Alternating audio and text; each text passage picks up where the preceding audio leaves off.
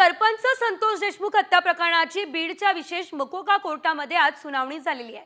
आजच्या सुनावणीमध्ये विशेष सरकारी वकील उज्ज्वल निकम यांनी जोरदार युक्तिवाद केलाय। 8 डिसेंबरला नांदूर फाटा या ठिकाणच्या तिरंगा हॉटेलमध्ये कराडसह इतर आरोपींची बैठक झाली आहे। या बैठकीला विष्णू चाटे, सुदर्शन घुले उपस्थित राहिले। या बैठकीमध्ये संतोष देशमुख यांना धडा शिकवण्याची चर्चा झालेली आहे असा दावा उज्ज्वल निकम यांनी केला। दरम्यान कागदपत्र मिळाली नसल्याचं आरोपींच्या वकिलांनी कोर्टात सांगितलं। त्यानंतर आता या प्रकरणाची सुनावणी 10 एप्रिल रोजी होणार आहे। तर नांदूर फाटा या ठिकाणच्या तिरंगा हॉटेलमध्ये कराडसह इतर आरोपींची बैठक झाली असल्याचं बघायला मिळतंय।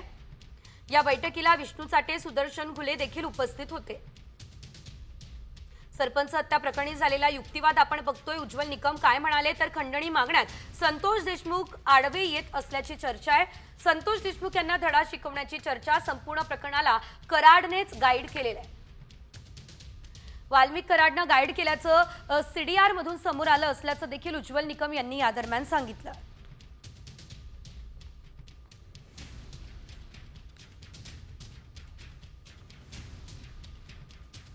सुदर्शन घुलेने आवादा कंपनीच्या सुरक्षा रक्षकाला मारहाण केली असल्याचं देखील त्यांनी या दरम्यान म्हटलं।